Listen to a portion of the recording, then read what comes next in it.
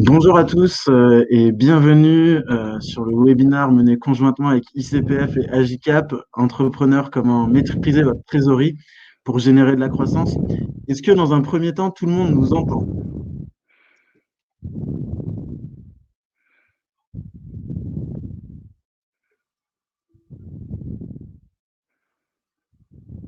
A priori, ça a l'air d'être le cas. Je vous laisse répondre sur le chat. Impeccable, merci Jean-Baptiste.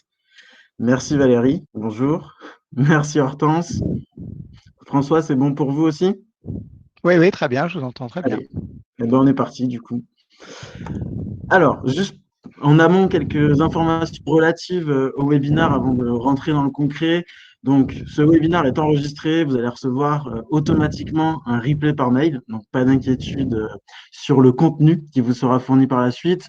Vous pouvez effectivement, comme certains le font dès à présent, utiliser la fenêtre de chat pour échanger et interagir en direct avec nous et poser vos questions, bien évidemment, dans l'espace réservé sur la droite, donc dans l'onglet chat, de manière à ce qu'on puisse y répondre au fil de l'eau et en fin de webinaire.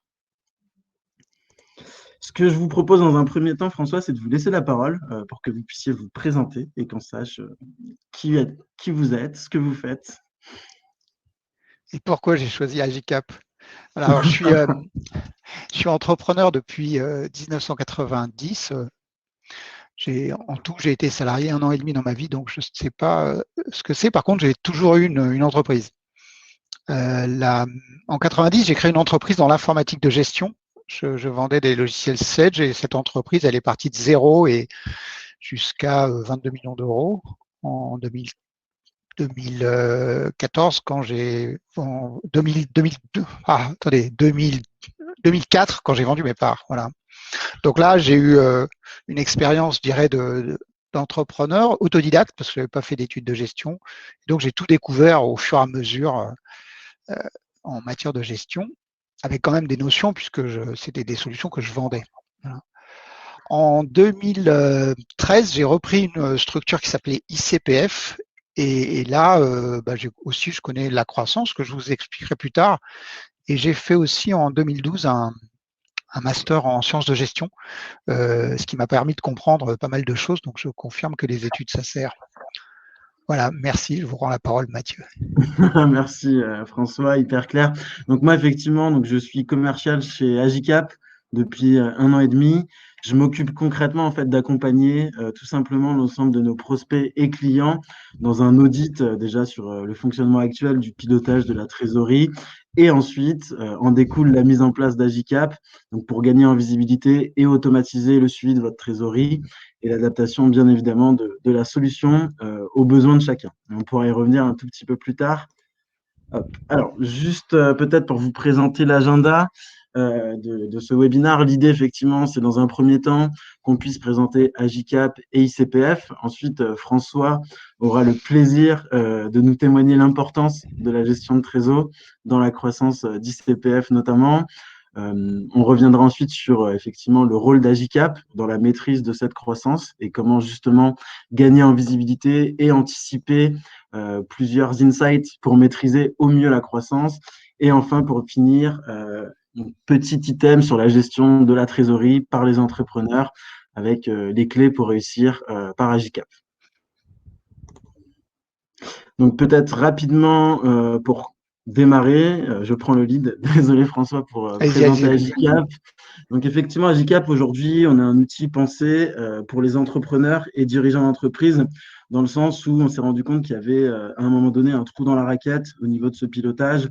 Il y avait des outils importants qui existaient pour des grands comptes, mais les TPE et PME avaient tendance à piloter l'ensemble du suivi de trésorerie sur un fichier Excel, par exemple, ce qui n'était pas forcément optimal. Donc concrètement, qu'est-ce qu'Agicap aujourd'hui? On a un logiciel de gestion et de prévision de trésorerie pour les dirigeants de TPE et PME. Cet outil va vous proposer trois axes. Le premier, très concrètement, c'est d'avoir en temps réel la main sur votre prévisionnel de trésorerie. Hyper important, d'autant plus dans un contexte un peu incertain que nous vivons depuis quelques mois. Le deuxième, ça va être de pouvoir finalement agréger différentes sources de données, donc provenant de la banque, de vos outils métiers, que ce soit de la facturation, des outils comptables ou un ERP, de manière à avoir une vue simple et fiable de l'ensemble de ces données agrégées en temps réel. Et enfin, le troisième axe, et François pourra nous en parler, c'est un outil d'aide à la prise de décision, notamment grâce à la possibilité en fait de réaliser différents scénarios opérationnels ou stratégiques. Donc ça peut être des recrutements, des investissements, ce qui se passerait si malheureusement un de vos gros clients est amené à vous payer très en retard. C'est des choses qu'on va pouvoir tester pour toujours être en anticipation dans vos décisions et ne plus les subir.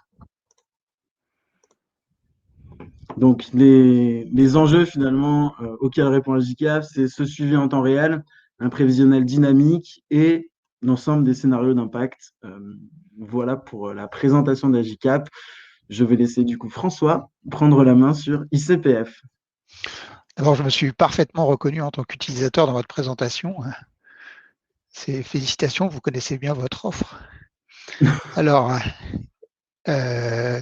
donc si vous pouvez me passer le slide. Voilà. Donc ICPF, c'est une entreprise qui est créée en 1995 et pendant 17 ans fonctionne sous un mode associatif. Moi, je m'y intéresse à partir de 2005, j'y rentre comme secrétaire général. Donc, je suis secrétaire général de cette association. Et en fait, je vois que cette association fait 30, 40 000 euros de chiffre d'affaires, mais elle génère 10 000 euros d'excédent tous les ans, quoi qu'il arrive. Et donc, ce modèle m'intéresse de la certification de personnes. Du coup, en 2013, avec un de mes amis, on se dit, tiens, on va faire un investissement, on va reprendre cette société. Et donc, Royal, on met 30 000 euros dans l'affaire et on embauche une personne qui est la deuxième personne importante de la droite, qui va faire du marketing et de la communication. Et on démarre. Première année, on fait 47 000 et en 2020, on a fait 2 millions. Alors, en fait, on fait 2 millions d'euros, donc de manière assez progressive, on arrive à un cap de 500, puis d'1 million, et là 2 millions, et cette année, on devrait faire 4. Alors, comment on fait? On a des certifiés. Alors, on a 1500 certifiés pro et CNEFOP, c'est des professionnels de la formation du conseil qui utilisent notre certificat pour mieux vendre leurs prestations. Et pour eux, c'est un outil business. Alors après, on est aidé à partir de 2016 par la réforme de la formation professionnelle qui fait que notre certification, en l'occurrence la certification CNEFOP, est obligatoire si on veut permettre à ses clients d'utiliser les fonds publics, donc les OPCO, enfin anciennement OPCA, ou les fonds régionaux, ou le Pôle emploi. Donc là, effectivement, ça nous donne un coup de boost puisque notre certification devient très intéressante. Et enfin, depuis maintenant un peu plus d'1 an, on a reçu l'accréditation COFRAC. Alors, pour ceux qui nous écoutent, enfin, dans le métier de la certification, il y a plusieurs niveaux. Et alors, le top du top, c'est d'avoir une accréditation COFRAC. Le COFRAC, c'est une organisation qui contrôle les certificateurs. Donc, pour ceux qui font un test Covid aujourd'hui, c'est d'actualité. Quand vous allez dans le laboratoire, vous allez voir quelque part, il y a un panneau avec l'accréditation COFRAC, c'est-à-dire que c'est une sorte de diplôme. Ça veut dire que le COFRAC vient régulièrement pour contrôler si l'activité de certification est bien faite. Donc, nous, sur cette nouvelle certification des organismes de formation qui va devenir obligatoire à partir du 1er janvier, on a déjà 1243 certifiés et 697 en cours. Donc là, vous voyez, c'est un métier de certification, c'est un métier d'audit. Donc, on a des auditeurs, mais nous, on a aussi d'autres ressources parce qu'on a été les premiers à digitaliser. Alors, on va passer le slide. Voilà. Alors, pour vous donner une idée de notre marché, vous avez en France 50 000 organismes de formation. En face, donc ils vont tous vouloir obtenir cette certification. Un certifié, c'est 1 200 euros de chiffre d'affaires. Et après, tous les ans, c'est 500 euros. Et nous, notre objectif maintenant en 2021, c'est de vendre 2470 journées d'audit. Alors, on assimile ça à un train et la métaphore qu'on a choisie, c'est le TGV, c'est-à-dire que, vous voyez, on fait quand même des volumes. C'est pas de l'audit sur mesure, c'est du volume. Et donc, en fait, c'est comme commander son certificat chez nous, c'est comme son audit, c'est comme quand on réserve une place de TGV. Et donc, si vous le faites maintenant, c'est tranquille. Si vous le faites samedi, par exemple, vous devez y avoir du monde voilà. Donc, il y a un moment pour réserver sa place. À gauche, vous avez le chiffre d'affaires. Donc nous, on a vous voyez, une croissance assez forte qui se stabilise après, mais à un niveau élevé. Et parce qu'en fait, après, il y a ce qui est le rêve de tout entrepreneur, c'est ce que tous mes confrères m'envient, c'est la récurrence. Parce qu'après, une certification, c'est pas comme un diplôme. Une fois qu'on l'a, c'est tous les ans, il faut payer ce qu'on appelle la surveillance et le renouvellement. Alors, ça a quand même des impacts sur la trésorerie. Vous allez voir donc comment je m'y suis pris. Donc, on va passer ce slide. Et là, vous avez, voilà. Alors, il en manque un là, normalement, tu as dû en passer, ou peut-être qu'il est peut-être après, juste avant. Excuse-moi. Non, non, c'est bon. On revient sur le. Hop, revient sur l'autre. Voilà. Donc, en fait, Là, non, juste avant.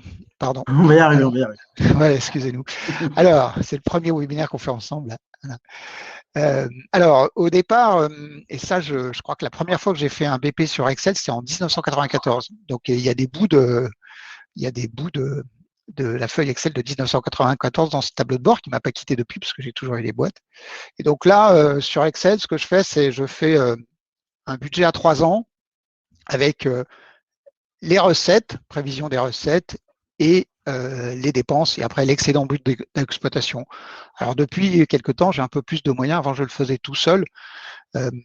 Après, bon, quand la société se développe, on prend quelqu'un qui vous fait les calculs, qui vous fait les formules. Donc là, aujourd'hui, j'ai un collaborateur qui s'appelle Jules. Et donc, Jules est l'artisan de ce tableau Excel et c'est lui qui me le met à jour. Donc là, j'ai une vision que je partage avec mes associés et le comité de direction. J'ai une vision de ce qui se passe, de ce sur quoi on doit dépenser.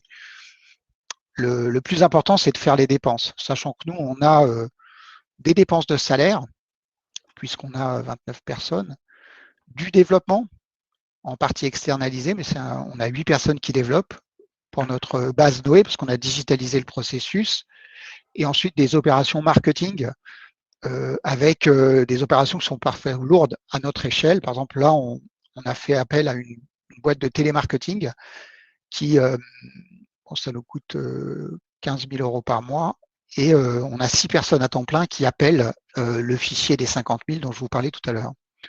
L'année dernière, on a fait une vidéo, ça nous a coûté 26 000 euros, une série de vidéos avec que vous pouvez retrouver sur notre chaîne YouTube. Donc, on a pris un acteur qui s'appelle Thierry Samitier, on a fait 4 vidéos. Et donc, vous voyez, donc ça, à un moment, ça fait 26 000 euros à sortir. Donc, c'est des dépenses assez importantes. Voilà. Donc, ça, c'est l'approche budgétaire. Alors ensuite, la deuxième étape la plus importante, et là, j'ai mis beaucoup plus de temps parce qu'au départ, comme je vendais des produits Sage, j'utilisais d'abord la compta, après la gestion commerciale. Et là, j'étais pas satisfait parce que la compta, ce que ça me proposait, c'était une balance AG et c'était compliqué. Et surtout, quand vous utilisez la compta, il faut que la compta soit saisie en temps et en heure. Et en fait, ça veut dire que vous êtes derrière le comptable toute la journée pour qu'il saisisse. Et ça, c'était compliqué. J'ai fait ça pendant des années. C'était pas bien. Et là, en fait, il s'avère qu'en 2014, j'ai trouvé un logiciel qui s'appelait Obizou, que j'ai acheté tout de suite et qui, là, me permettait d'avoir tous les achats. Vous voyez, donc là, on voit des lignes. Alors, par confidentialité, vous ne pouvez pas voir les lignes, mais en fait, on saisit tous les achats. Donc, on saisit la commande, la facture fournisseur et le règlement. Et tout ça sur un seul menu. Ce qui fait que là, si vous voyez en haut, ce qui est entouré, il y a une zone rouge. Donc là, vous avez le solde à payer en retard, donc quand l'échéance est dépassée. Et à gauche, vous avez le solde à payer total. Et donc rien que ça vous donne une image très précise de ce que vous avez à sortir. Et donc au départ, quand j'avais pas Agicap, j'avais une feuille Excel. Et là, j'avais les recettes. Donc là, je prenais les effets à encaisser. Et là, je les ai toutes parce qu'il y a le même menu de l'autre côté. Et je déduisais le solde fournisseur. À partir de là, j'avais un chiffre qui me permettait, je dirais, de voir si j'étais potentiellement en déficit ou en excédent. Donc ça, cet outil, c'est essentiel parce que bon, faut vraiment gérer les achats et plus la boîte se développe, plus le montant est important. C'est pas vous forcément qui passez toutes les commandes. Maintenant, là même, c'est même plus moi qui fais les règlements. Donc là, c'était important de bien savoir ça, même si j'ai gardé les règlements jusqu'au dernier moment. Hein. Ça fait quelques semaines que je les ai lâchés. Voilà. Alors ensuite, on va passer au deuxième slide, à l'autre slide. Voilà. Alors c'est là que dans cette phase-là, un jour, je cherche un produit et là, il n'y a pas vraiment de produit de trésorerie. Donc là, pour l'instant, ce que je fais, ce qui n'était pas possible en 1990, c'est de consulter les soldes des comptes sur Internet. Alors ça, c'est une vraie révolution parce qu'en fait, en 1990, vous recevez un relevé de compte tous les 15 jours et donc vous analysez le relevé de compte et vous additionnez à la main les chèques que vous avez faits ou que vous allez faire. Donc là, c'était complexe. Là, c'est vrai que le fait d'avoir les soldes des banques, donc nous on a deux banques, bah là je vais les consulter quasiment tous les jours. Et en fait, ça mine de rien, ça me prend 15-20 minutes parce que vous n'avez jamais le bon code, il change, etc. Donc ça prend quand même du temps. Donc, premier apport d'Agicap, c'est que je me connecte, je clique et paf, j'ai le solde des comptes. Ça, c'est énorme parce que c'est du temps. Vous n'allez pas demander à quelqu'un de consulter les soldes des comptes pour vous et de vous faire un mail avec les soldes des comptes. Voilà. Donc là, déjà, tout de suite, ça vous agrège. Là, je vais rajouter quelque chose. Là, je donne l'impression d'être assez organisé avec des tableaux de bord, etc. Mais en fait, là encore, dans les années 90, ce que j'ai appris, c'est qu'on peut gérer une entreprise sans aucune donnée, uniquement avec le solde des comptes. Et ça, dans les phases difficiles, où il y a des moments où vous n'avez pas forcément. Vous voyez, on ne regarde que le solde des comptes en tant qu'entrepreneur. Hein. Et, et même, il y a des très grosses boîtes. C'est comme ça que je l'ai appris, parce que c'était le patron d'une très grosse boîte japonaise. Et en fait, ses collaborateurs lui faisaient des tableaux de bord, etc. Et lui, il n'en avait rien à faire. Il ne voulait même pas les lire. Il ne regardait que le solde des comptes en banque. Mais la boîte faisait 1 milliard d'euros. Hein. Voilà. Donc, l'importance du solde du compte en banque et de son suivi. Voilà. Alors après, c'est là où Jules entre en action, c'est-à-dire qu'il saisit les budgets achats et il actualise les achats dans Agicap. Donc il va reprendre le budget dev, le budget marketing, les salaires, et il remplit colonne par colonne en adaptant au fur et à mesure la prévision. Ce qui fait que ça donne, en l'occurrence, je vous le souhaite à tous, hein, moi j'ai mis 30 ans pour l'avoir, mais vous voyez cette flèche bleue, cette ligne bleue qui monte, il y a 30 ans de boulot derrière et vous voyez, elle dépasse largement et ça, c'est ce qui nous arrive. Alors, l'avantage qu'on a, nous, c'est qu'on est en cash first, c'est-à-dire que le client paye la prestation avant qu'elle soit faite. Donc, en fait, on est vraiment dans la même situation que la SNCF, hein, c'est-à-dire qu'on vend le billet est payé et après, il faut que le train parte. Alors, D'où mine de rien, l'image c'est du TGV. voilà, d'où l'image du TGV. Vous voyez, le problème, c'est que vous avez l'argent, mais il faut quand même assurer la prestation. Et c'est là que s'il y a un scénario catastrophe qui se produit, par exemple une pandémie mondiale qui arrête tout, ben là, vous avez un problème parce que votre trésorerie qui est faite pour payer les auditeurs, votre trésorerie vous sert à payer la boîte. Et vous n'avez plus de rentrée. Donc là, c'est ce qui nous arrive en mars de l'année dernière. Interdiction de faire des audits parce que comme on dépend de la formation professionnelle, si la formation professionnelle ne peut pas travailler, les audits ne peuvent pas avoir lieu en formation professionnelle. Donc, vous ne pouvez pas faire les audits. C'est-à-dire qu'on a une commande d'audit, on a 10 audits à faire le 30 mars. On n'a pas le droit de les faire, donc on les décale sans frais. Mais bon, l'auditeur, c'est un salarié, donc il faut le payer quand même. Donc, on décale. Et là arrive une situation critique, c'est-à-dire qu'on voit un décalage. Et c'est là où on utilise dans une phase de stress une fonctionnalité d'Agicap avec Jules. Bon, on est un peu tendu. Hein. Vous faites, vous voyez, on passe de 250 000 euros de chiffre d'affaires par mois à 90. Et les charges sont identiques, hein, de l'ordre de 120-130. Donc, il arrive à une problématique et là, faut mettre en place des gestes barrières. Les gens viennent plus au bureau, le chômage partiel, etc. Et de l'autre côté, la ressource qui apparaît, c'est le PGE. Voilà. Donc là, on organise ça. Alors, ça prend du temps, mais on fait quand même différents scénarios catastrophes. Donc là, vous avez le pire sur l'écran du bas. Et c'est vrai que ça nous donne la visibilité et au moins, je dirais qu'on a quand même le stress, mais au moins on sait où on en est. Donc cette phase, elle dure jusqu'à août, vous voyez, donc de mars à août. Et août, là, on perçoit le PGE et là, hop, on reprend de la visibilité. Et en même temps qu'on perçoit le PGE, le chiffre d'affaires repart. Et donc là, ce qui fait qu'aujourd'hui, on est revenu très très haut.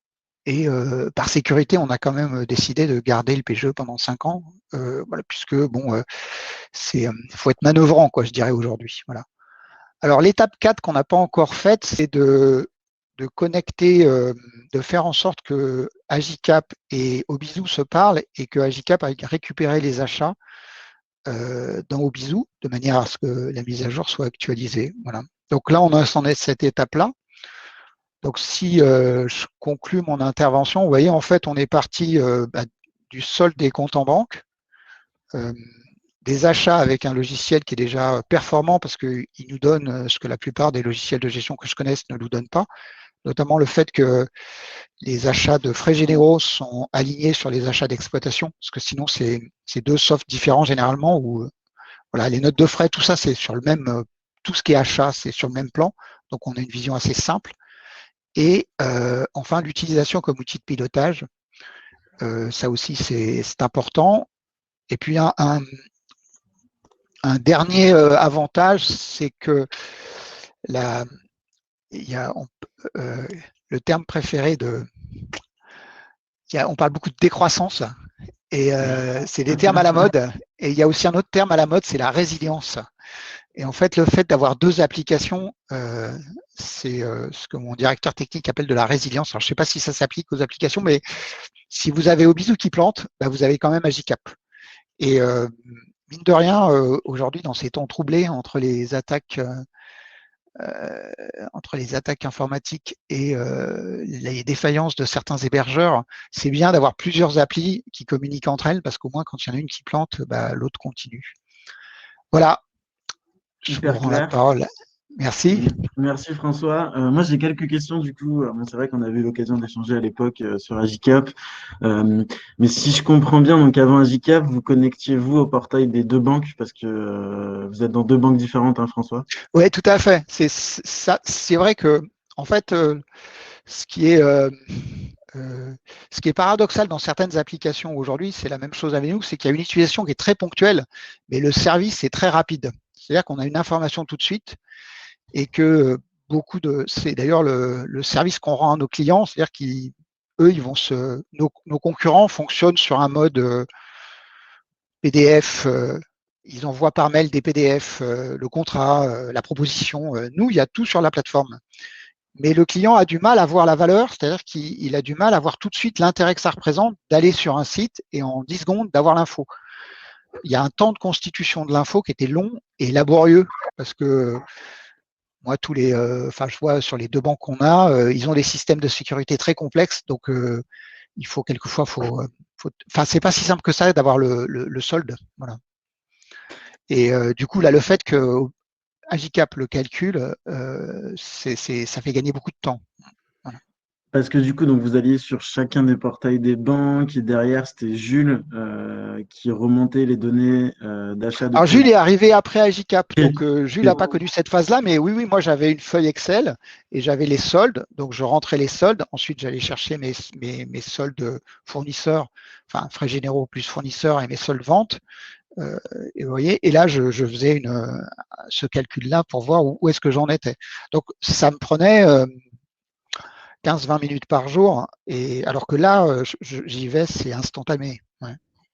Donc du coup, c'était la petite routine du matin ou du soir, vous Oui, posez vos ou de la courses. journée, ouais, quand j'avais un coup de stress, parce qu'on regarde pas ça toujours, hein, mais bon, il y a des moments où c'est tendu, euh, et donc, oui, c'est sûr qu'on n'est pas toujours enfin, la routine n'est pas forcément inutile, hein, parce que de temps en temps, ça fait du bien de faire les comptes, hein, mais après, ça dépend de la personnalité. Moi, j'ai des patrons entrepreneurs, ils adorent passer leur week-end sur leurs chiffres, à faire leur compta, etc.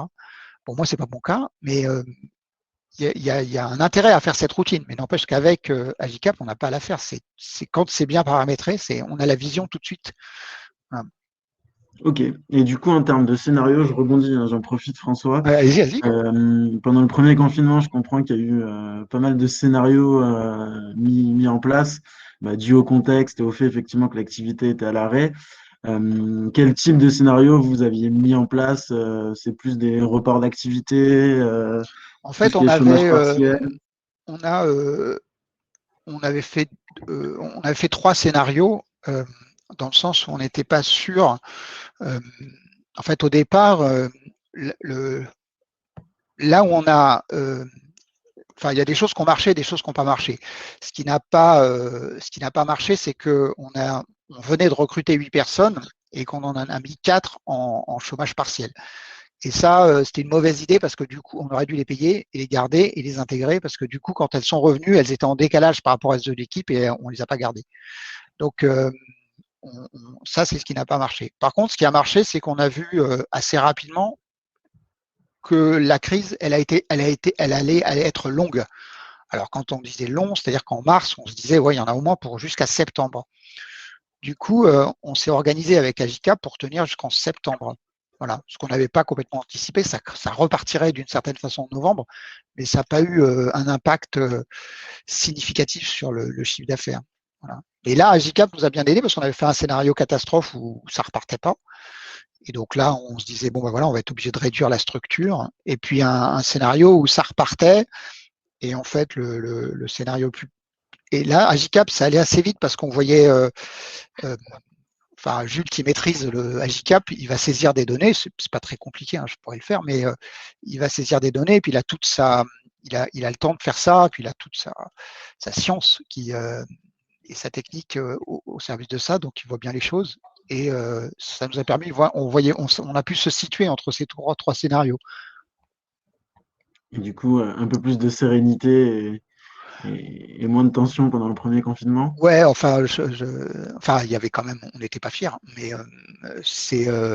disons qu'à partir du mois de, enfin, enfin, dans mon cas, hein, moi, ce qui me, c'est dès que la flèche, enfin, dès que la courbe bleue, elle est ascendante, ça va, quoi. Voilà. C'est quand ça descend que c'est parce qu'en fait, sur des structures, des PME, enfin moi, ce que je me rends compte c'est qu'à un moment, dans une PME, entre 1 et 20-30 millions d'euros de chiffre d'affaires, à un moment, vous avez un accident, vous avez un incident, vous avez un événement qui se produit, et quelquefois, la société, avant qu'elle se couche, ça va mettre 1 an, voire 1 an et demi, voire 2 ans. C'est-à-dire qu'il y a une inertie très importante dans les structures, finalement, et donc c'est important de voir la tendance à court, moyen et long terme, parce que je vois avec le recul, hein, j'ai jamais déposé le bilan, mais les fois où j'ai vraiment eu des difficultés, je vois bien que l'erreur, on l'a faite 1 an, 2 ans après. Un an à 2 ans avant. Vous voyez, on a fait une erreur, voilà, où on a eu un accident et un gros client qui nous plante. Et en fait, vous le sentez pas tout de suite. Au début, vous le sentez pas, puis après, vous vous dites, ah, ça arrive sur la durée, quoi. Voilà. Et donc, la nécessité de pouvoir anticiper et d'accorder sa vision par rapport à la réalité, elle est vraiment importante. Et ça, Agicap le permet d'un seul coup d'œil. Donc après, vous n'êtes pas forcément serein mais si la sérénité, vous l'obtenez avec le résultat, c'est-à-dire que vous savez que vous allez avoir le résultat. Donc ça va. Voilà. Alors après, il y a Effectivement. des imprévus. Hein. Voilà. Ouais, bah, ça forcément, comme cette pandémie, personne ne l'avait prévu. Mais du coup, votre conseil, François, aujourd'hui, c'est d'être toujours dans l'anticipation, d'anticiper différents scénarios pour du coup adapter la prise de décision et limiter finalement l'impact sur la trésorerie de pandémie ou autre. Bon, là, je reprends l'exemple de cette pandémie, mais ça n'arrivera peut-être pas tous les ans, mais en tout cas, vraiment être dans l'anticipation. Ouais, ce que je vois, j'ai un ami qui est entrepreneur aussi, mais alors lui qui a une très grande entreprise, hein, donc et, euh, c'est des milliers de personnes. Et en fait, il me disait, tu sais, nous on est à l'aise, quand on licencie quelqu'un, on lui donne tout de suite 1 an. De base, il a 1 an. Et je trouvais ça génial, parce que c'est intéressant, du coup, il n'y a pas de problème, hein, parce qu'on dit, tiens, tu veux partir, tu as 1 an de salaire. Tout le monde partait et ils avaient un taux de prud'homme très faible. C'est normal. Et bon, alors après, il faut les ressources pour faire ça. Alors moi, ce que j'en ai déduit, c'est qu'en fait, quand on avait beaucoup de trésorerie, enfin, c'est un peu j'enfonce une porte ouverte, hein, mais on est plus manœuvrant, vous voyez. C'est-à-dire que vous pouvez faire des choses. Et c'est important d'avoir ça. Donc moi, j'étais plutôt jusqu'à il y a peut-être il y a une dizaine d'années, j'étais toujours à fond et toujours ric-rac en trésorerie. C'est-à-dire que je poussais la société à ses limites. Et là, finalement, je me rends compte que là, bon, on est un peu plus confortable et on s'organise. Et du coup, bah, c'est vrai que quand vous avez un imprévu majeur, hein, en l'occurrence la pandémie, bah, si vous avez de la trésorerie, vous faites face et vous pouvez vous organiser. Et finalement, ça, vous dépensez mieux votre argent quand vous en avez. on ne jette pas par la fenêtre, hein, mais on dépense mieux parce qu'on fait attention, quoi. Et voilà. Ouais, ça permet vraiment d'adapter un pilotage, que ce soit en situation confortable ou inconfortable en termes de trésor, d'avoir cette visibilité temps réel et de pouvoir justement bah, investir de manière intelligente, entre guillemets. Ouais, Et c'est ça. C'est pour créer de la valeur, faut bien dépenser, quoi. C'est la bonne dépense, c'est essentiel. Et que on passe beaucoup de temps, je pense, à réfléchir, à dire voilà, qu'est-ce que je vais faire comme investissement. Et quand on n'investit pas, on recule. Donc, faut prendre des décisions. Si on est entrepreneur, faut prendre des décisions. Et c'est ça qui va déterminer le rythme de la croissance ou pas, parce que bon, le fait d'avoir de l'argent, c'est secondaire, hein. Ça permet ce qui permet de créer de la valeur, c'est de le dépenser. Voilà. C'est de dire voilà, je vais faire ça. très clair, ça me fait une super transition, François. Merci beaucoup pour la suite Oui. de ce webinaire. Donc effectivement, la trésorerie est un complément essentiel à la comptabilité. Tout à l'heure, François, vous nous parliez initialement d'un pilotage entre guillemets par la comptabilité avec la balance AG, ce qui impliquait d'avoir forcément une comptabilité internalisée et à jour pour avoir la bonne information au bon moment et du coup pouvoir anticiper les décisions. Donc effectivement, moi, de mon point de vue, la partie comptable est forcément un bon indicateur de la santé financière de l'entreprise à date. En effet, ça reste quand même, et je vous laisserai intervenir là-dessus, François, mais une image à l'instant T du passé et du présent de la santé financière. Là où vous, en tant que chef d'entreprise, ou pour Jules, DAF, ce qui vous intéresse finalement, c'est de connaître votre position de trésor à l'instant T et la trésor disponible dans les semaines et mois à venir pour plusieurs éléments, hein. Le premier, pour Ouais, tout subvenir à à vos fait. charges, Moi, ce mais que aussi j'avais fait, à un moment, j'avais une compta et en fait, on faisait une moulinette qui permettait de récupérer les écritures, alors pas en comptabilité budgétaire, mais en comptabilité générale. Et donc, on récupérait les comptes de classe 6 et les comptes de classe 7, donc les ventes et les achats. Et là, donc, ça met à jour le tableau de bord et ça permet de calculer une trésorerie potentielle. Mais bon, c'était très lourd et ça implique que la compta, elle soit saisie quasiment tous les jours parce que et ça, c'est c'est vraiment difficile de faire comprendre. Enfin, moi, pour avoir managé des dizaines de comptables, c'est difficile de faire comprendre à un comptable qui doit saisir des écritures tous les jours.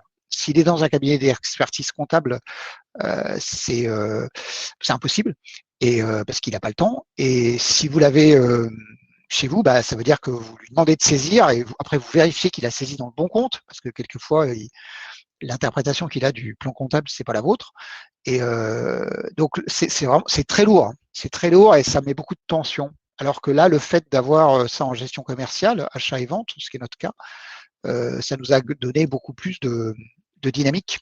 Voilà et donc c'est vrai qu'aujourd'hui la compta, bon je vois moins l'utilisation de la compta que je pouvais voir dans les années début des années 2000 et avant. Je pense qu'aujourd'hui, on va être vraiment focalisé sur ce qui génère l'excédent brut d'exploitation sur l'exploitation. Voilà.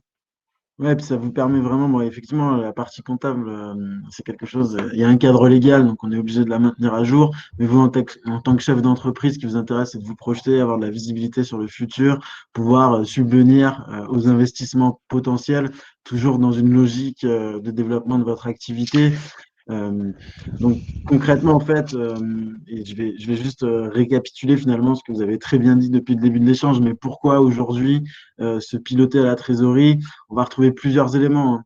Déjà, cette visibilité temps réel qu'effectivement vous n'aviez pas forcément en prenant les briques de différents outils.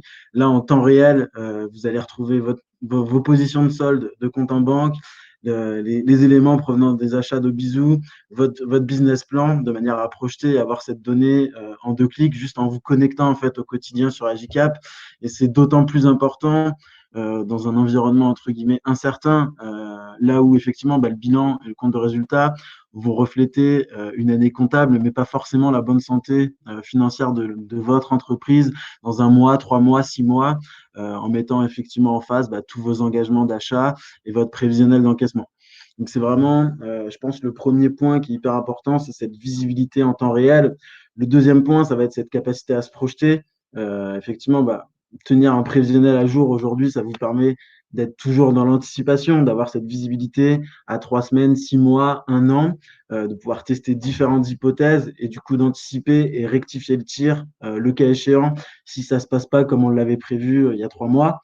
Mais aussi sur un aspect un peu plus stratégique, de manière à pouvoir identifier tout ce qui va être levier de performance à activer. Ça peut être typiquement, effectivement, on se rend compte qu'on a un produit qui carbure depuis quelques semaines, pouvoir de ce fait, en ayant cette vision cash temps réel et cette finalement catégorisation des encaissements, par exemple par produit, pouvoir appuyer une action marketing sur ce produit. Donc, il y a vraiment plusieurs aspects purement opérationnels et stratégiques du pilotage par la trésor. Et il y a un aspect, et on n'en a pas parlé, François, en termes de communication, soit en interne, soit en externe, pouvoir rassurer ses associés, ses investisseurs, ses partenaires bancaires en présentant de la donnée à jour en temps réel qui va nous permettre finalement de montrer qu'on a la maîtrise de son activité. Et c'est un gage d'assurance pour beaucoup d'investisseurs et de partenaires bancaires, notamment en ce moment. Alors, je ne sais pas vous aujourd'hui, en termes Ah, de mais c'est clair, communication. je pense que le bilan et le compte de résultat, nous, ça fait, on l'utilise pas en fait. Hein, on va s'en servir. Je dirais, c'est important, hein, on publie nos comptes, etc. Mais bon, nous, on le reçoit en mai-juin, on regarde ce qui se passe. Bon, on sait que ça va être bon parce qu'on a suivi toute l'année le, les mouvements. En revanche, ce qui est important aujourd'hui, c'est qu'il faut ajuster le tir tout de suite. C'est-à-dire que dès qu'on voit qu'il y a une dérive, on réagit tout de suite. Et donc, bon, on voit s'il y a une baisse de chiffre d'affaires, il faut augmenter au niveau marketing. Si on voit qu'on on a de la peine à produire, bah, faut embaucher des gens. Et là, il y a nous, en fait, on a la chance d'abord d'avoir 90% de nos ventes se font sur Internet et c'est des paiements soit par virement, soit par carte bleue. Donc en fait, nos ventes se font sur Internet. Donc ça, on ne reçoit pas des bons de commande. Donc du coup, on a les ventes en temps réel. Là où au moment où je vous parle, je peux vous dire exactement combien on a commandé depuis le début de la journée. Quoi. Là, je suis ça vraiment en temps réel et j'ai des. En plus là, on utilise Teams, donc on se parle sur le plan des opérations, donc on suit ces ventes-là, donc on fait aux alentours de entre 15 et 25 000 euros par jour. Et donc on rentre tout ça et on voit aussi ce qui marche pas, parce qu'on est sur toute l'activité. Donc là, on le voit. Et le dernier point, là, rassurer les banques et les investisseurs, ça c'est clair. Moi, j'ai vu très souvent le banquier vous demande de faire un plan de trésorerie. Donc, moi, j'ai toujours accordé une haute idée, comme je ne savais pas ce que c'était au début, au plan de trésorerie. Et j'ai mis 25 ans à me rendre compte qu'en fait, un plan de trésorerie, c'est un vague truc sur Excel, généralement, que le banquier lit à peine, parce qu'en fait, il veut avoir le plan. C'est pas tellement qu'il analyse, hein, il veut avoir le plan. Et il veut, ce qu'il achète, surtout le banquier, c'est il veut voir que vous maîtrisez. Alors, c'est vrai qu'avec Agicap, quand tu viens, on lui montre ça, bon, bah, il est impressionné. Il dit voilà, la société est bien gérée, il est en confiance. Quoi. Voilà. C'est ça, exactement. Et du coup, ça permet, enfin, je ne sais pas si vous avez, hormis le PGE, si vous avez fait des demandes de financement récemment, généralement, les partenaires bancaires sont assez Non, des reportings à jour, ce qui permet effectivement de les mettre en confiance. au début d'ICPF, on voulait lever des fonds. Et donc, on a levé, comment dire, on a fait une première levée de 100 000 euros. On avait mis 30 000, donc on s'est dit, bon, 30 000, c'est pas assez, on va prendre 100 000 en plus. Et puis, en fait, au bout d'un an, on n'avait pas besoin, on les a remboursés. Et donc, on consomme assez peu de crédit. Nous, c'est plutôt la gestion de notre trésorerie qui pose problème parce que, comme je vous dis, on va vendre un audit aujourd'hui qu'on va faire dans 8 mois. Donc, il faut être sûr de pouvoir payer l'auditeur qui fera l'audit dans 8 mois. Quoi. C'est ça notre problématique, mais on n'a pas, on n'a pas la problématique que peuvent avoir, je pense, certains entrepreneurs qui lèvent des montants importants où c'est significatif par rapport à la valeur de l'entreprise, où là, il faut gérer des montants qui sont nettement supérieurs au chiffre d'affaires. là c'est une autre paire de, quand vous avez, je sais pas, vous faites zéro et vous avez levé 10 millions d'euros, il y a une problématique de gestion de la trésorerie de votre cash qui là, pour le coup, à JCap, me paraît être essentiel parce qu'il y a un moment où il n'y en a plus de l'argent. Donc, il faut bien le gérer sur la durée pour être sûr que la boîte va perdurer. Donc là, à mon avis, si on a des investisseurs, c'est sûr que le fait de leur montrer à JCap, euh, c'est ça simplifie énormément les choses et ça évite certainement des heures de travail comment dire, sur Excel. Parce que Excel, vous arrivez à faire une photo, mais là encore, pour ceux qui utilisent Excel depuis des années, faire évoluer un BP sur Excel, bon, en fait, vous arrivez à le faire évoluer pendant 1 an et puis en fait, tous les ans, tous les 2 ans, vous refaites tout, quoi. Voilà. Et puis Enfin, vous surtout, refaites tout. C'est pas très pratique pour glisser, quoi. Voilà. et puis c'est pas à jour. Je pense que la terminologie de photo est assez représentative dans le sens où effectivement vous le faites sur Excel aujourd'hui, vous le mettez à jour ce matin, mais là vous avez fait X milliers d'euros de vente depuis ce matin et du coup votre prévisionnel n'est plus du tout à jour parce que enfin, la donnée, aussi bien d'encaissement provenant de votre compte bancaire que Oui, de tout à fait. facturation. Non, puis Excel, vous avez du 1er janvier au 31 décembre, et puis après, il faut glisser sur l'autre année, et puis après encore l'autre année. Donc, plus ça glisse, plus il faut ajuster. Et puis moi, je vois bien tous les 2 ans, 1 an et demi, 2 ans, on fait une refonte majeure de notre feuille Excel et effectivement, il y a des autres partout. Je, et bon, moi, ça m'est arrivé de payer quelqu'un pour remettre de l'ordre dans la feuille Excel. Ça lui prend une journée ou deux, il va chercher tout avant Jules. Donc, Excel, c'est quand même c'est un bon outil pour concevoir, mais après, c'est pas un outil de gestion au quotidien opérationnel. C'est pas fait pour ça. Ouais, c'est pas un outil de pilotage, effectivement. Et ça me fait encore une très belle transition, François, Ouais. euh, dans le sens où effectivement la gestion de trésor va aussi permettre, et vous l'avez très bien dit, de sécuriser l'avenir, aussi bien en phase de croissance, notamment parce que c'est des phases où forcément, bah oui, vous générez plus d'encaissements, mais en face de ces encaissements, il va y avoir un volume de décaissement qui va forcément être plus fort parce que vous allez aller recruter de nouveaux collaborateurs, en fonction des activités, avoir des montants de stock qui vont évoluer voire même grossir très vite, des créances clients qui vont s'étirer dans le temps, pas forcément dans votre modèle à vous, François, mais typiquement, si on prend l'exemple d'un cabinet de consulting, on va avoir tendance à placer un consultant où on va décaisser finalement son salaire au quotidien, entre guillemets, on va pas le payer tous les jours, mais l'image est là. Là où finalement, en fonction de la typologie de client, on va recevoir le paiement à 30, 60, 90 jours, et on va forcément, avec cette croissance, avoir un besoin en fonds de roulement qui va être grandissant. Donc il y a toute cette partie phase de croissance qui va créer forcément de la tension sur la trésorerie à un moment ou à un autre. Et de mon point de vue, c'est quand même primordial de pouvoir encadrer cette phase de croissance, mais aussi, malheureusement, de pouvoir piloter de manière ultra fine la trésor, notamment dans des phases comme on a pu le connaître ces derniers mois. Donc, cette fameuse, comme vous adorez à le dire, François, cette phase de décroissance Ouais. ou de crise, effectivement, d'avoir une visibilité fiable en temps réel pour toujours être en anticipation, prendre les bonnes décisions et avoir toujours un coup d'avance sur ce qui va se passer demain. Oui, en fait, dans la phase de croissance, ce qui est important, c'est de dépenser et quand il y a des impacts négatifs sur la trésorerie, de bien analyser l'impact. Est-ce que c'est structurel ou est-ce que c'est conjoncturel voilà, parce que c'est vrai qu'on a, enfin, moi je vois bien une équipe, moi je vois bien mes collaborateurs, là, il y a deux choses qui s'arrêtent dès que la situation se tend un peu, il y a deux choses qui s'arrêtent chez nous. Par exemple, c'est le recrutement, la formation. Et c'est pas tellement le marketing et la communication parce que bon ça mais c'est vraiment les recrutements comme par hasard dès que c'est un peu tendu le recrutement bon le type devait arriver la semaine prochaine puis il arrive dans 15 jours dans 3 semaines on en parle moins etc. Donc là il s'agit de bien réguler ça parce que si on fait pas les recrutements bah après on les fait quand on en a besoin. Donc c'est pour ça qu'il faut bien interpréter les signes, c'est-à-dire que quand on a une baisse de chiffre d'affaires ou une baisse de trésor, qu'est-ce que ça veut dire? Est-ce que c'est passager ou est-ce que c'est structurel, c'est-à-dire qu'il y a une donnée qu'on n'avait pas pris en compte dans notre vision et savoir un impact. Donc c'est pas tellement l'info qui est importante, c'est l'analyse du pourquoi de l'info. Et là, Agicap joue bien son rôle parce qu'on a tout de suite l'info.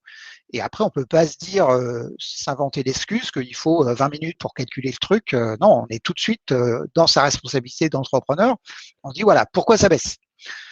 Et donc, on cherche.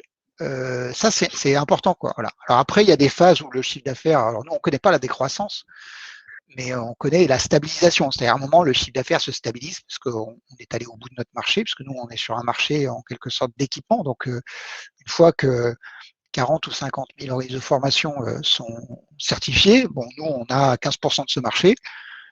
Bah, après, les autres, ça va arriver, mais il y en aura, je sais pas, entre 4 et 10 000 par an.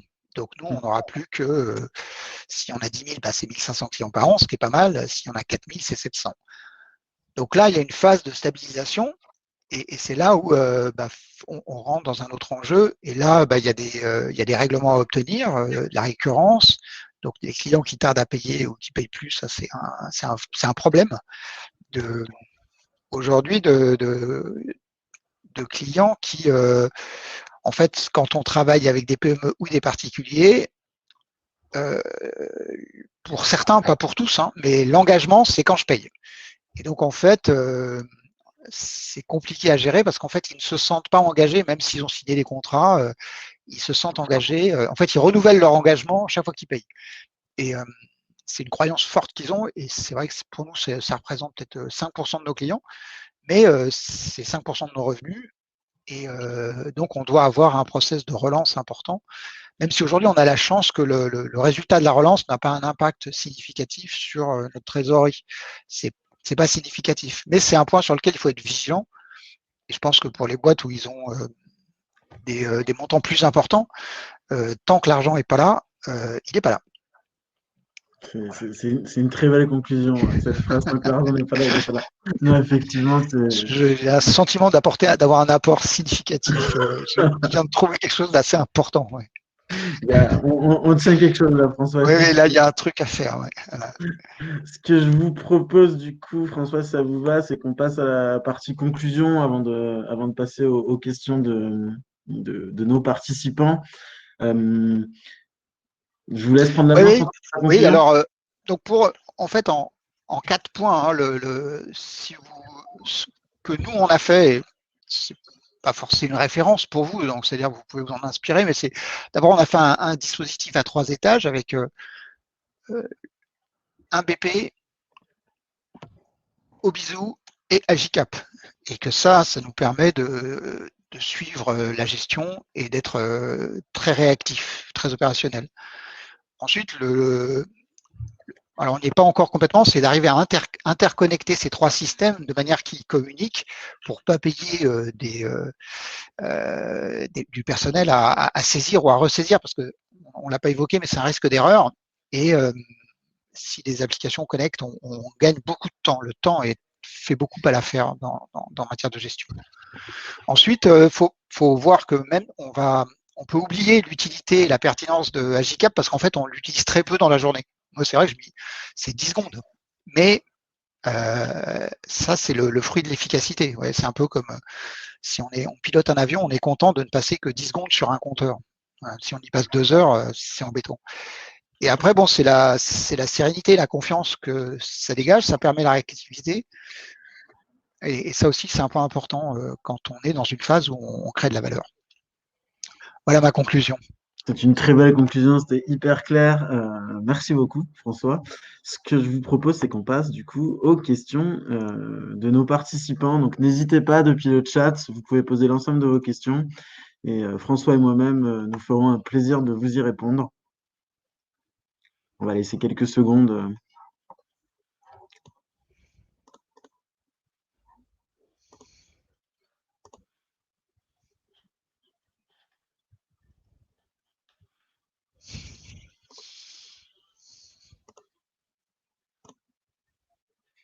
Pour l'instant, nous n'avons pas de questions, François. Je pense que vous avez été Voilà, on a été très clair. très clair et très précis. On va se laisser une petite minute quand même avant de conclure, au cas où une question arriverait. Il y a Raphaël qui se dévoue. Et Jacques. Jacques. Merci Raphaël, merci Jacques. Si vous êtes formateur, on vous offrira l'option élaboration.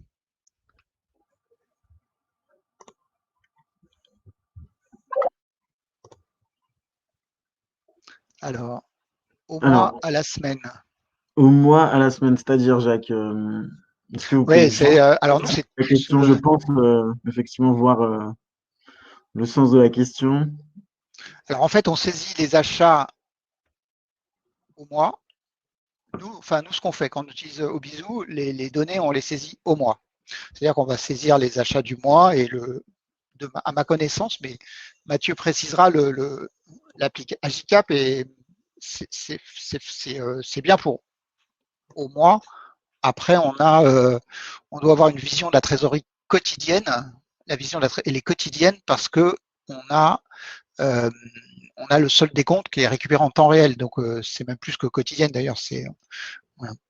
Donc on a alors après je ne sais pas si on saisit une date précise de décaissement. Donc là aussi donc ça doit être à la journée la Alors, plus mais c'est là je vous possible, laisse faire. Voilà. effectivement.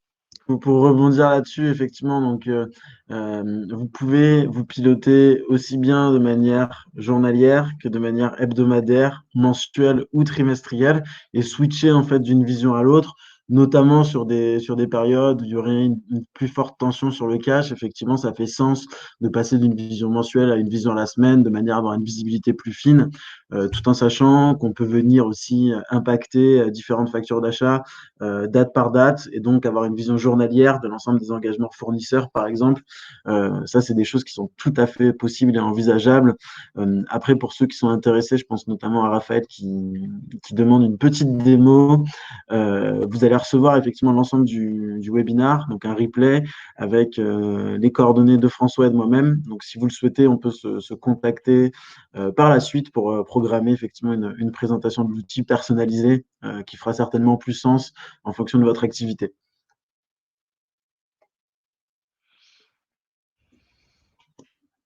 Ouais, j'ajoute qu'en fait ce qu'il faut bien voir, c'est quand c'est bien, enfin, quand c'est bien géré, on a une vision à moyen terme et donc on anticipe beaucoup mieux que lorsqu'on regarde quotidiennement le solde des comptes. Là, on a vraiment un prévisionnel, donc on a une prévision. Donc, généralement, on a la possibilité de s'organiser avant d'être obligé de gérer ça à la journée ou à la seconde. Voilà.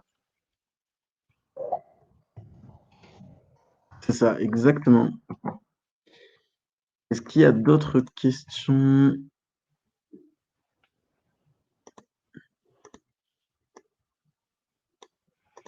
Donc, ben voilà, on a été limpide. Je pense qu'on a fait le tour. Je tenais à vous remercier tous d'avoir été présents. N'hésitez pas à prendre contact derrière si vous avez besoin d'informations aussi bien sur ICPF. Donc, ce sera plutôt François qui sera plus à même de vous répondre sur ces sujets-là d'audit et de certification, ou avec moi-même de manière effectivement à ce qu'on puisse échanger sur votre pilotage de trésor et voir effectivement si ça peut faire sens pour vous. Ben, merci pour m'avoir permis de m'exprimer et de parler Avec d'un plaisir. sujet qui m'est cher. Merci Mathieu et Avec merci plaisir. à toute l'équipe Agicap. À Merci à bientôt. vous. Merci. À bientôt. Au revoir.